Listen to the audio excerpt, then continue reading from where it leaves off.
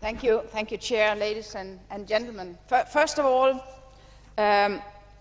before going into the more detailed content of this discussion, I would like to thank Capoulas Santos for all the work that has been done on the report.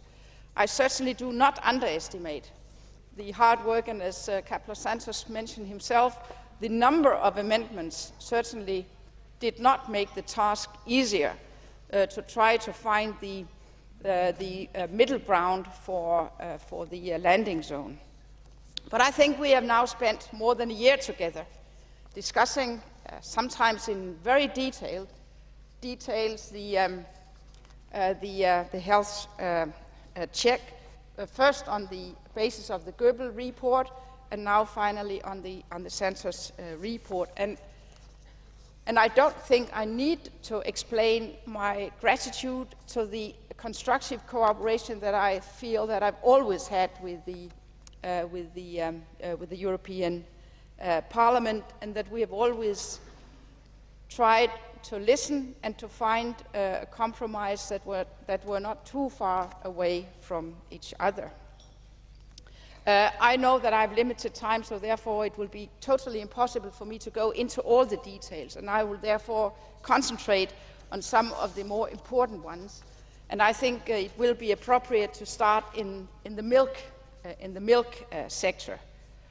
I think that 2007 has been a very, I could say, strange year, but certainly also a very instructive year. One thing we learned during 2007 was the fact that our quota system did not allow supply to meet demand.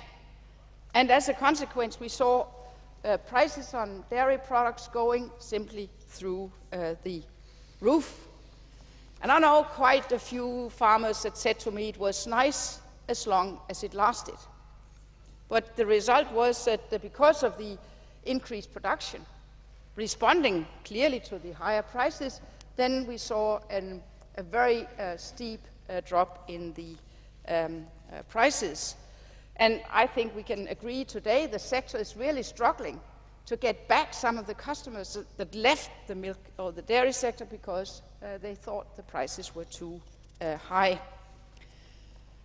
So therefore, I see that what the Parliament is proposing is an increase of 1%, but only for 2 years. So 2% increase, and then a report that will be taken forward till 2010. I think it is important that we do have a review of the consequences of the decisions that we will be taking in the dairy sector, but I definitely think that 2010 will be too early. And therefore, I think that we should stick to 2011, but clearly indicate that from our side we will be open to discuss everything in this 2011, but the fact that the quota system is expiring in 2015.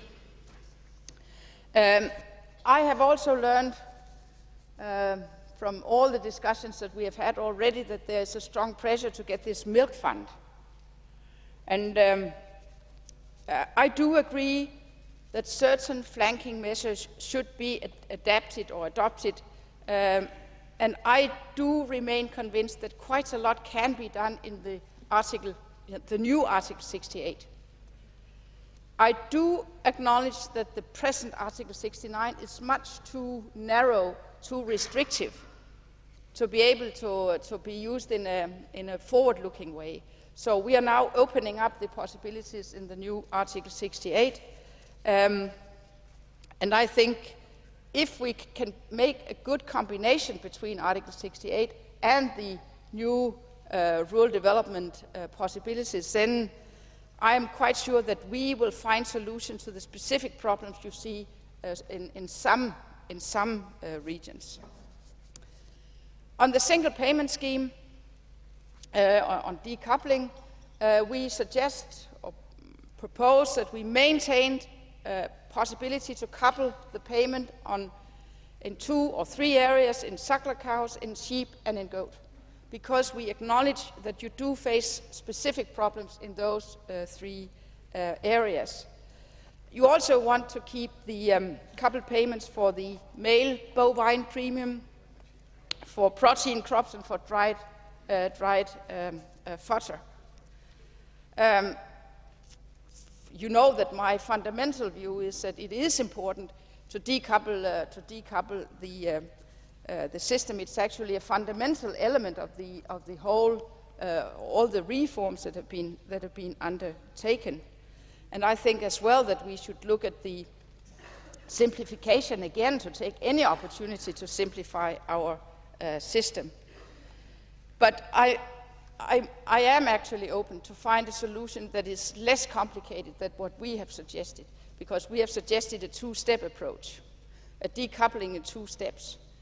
And I might be willing together with the presidency, to make it in 1 step, and then postpone it until 2012, the last application year, and then the effect will be for the budget year 2013. So I think that you have a point that why should we make it more complicated than necessary? As I said, Article 68 to be used as a more flexible instrument, but with certain limitations, because of the fact that you actually want a situation where you can couple 10%. And I think we should be careful not to see a situation where you decouple actually via the back door, via Article 68. Last but not least, on modulation, on rural development and the new challenges. I think we all agree that we need more money to face the new challenges. I think that climate change is on top of our list. Secondly, I think that we need to find new ways how to manage our water, because water is a scarce resource, but water is certainly extremely important for agriculture, specifically in some of our southern regions. And therefore we need to use new technologies to use the water in the most what can I say, in the most efficient, no, I was looking for a different word, but efficient will do, efficient, intelligent way, that was the one, intelligent way, so we don't waste actually water at all. And I think this could be done, but it needs certainly money. And that is the reason why I have proposed this transfer from the first to the second pillar, 8%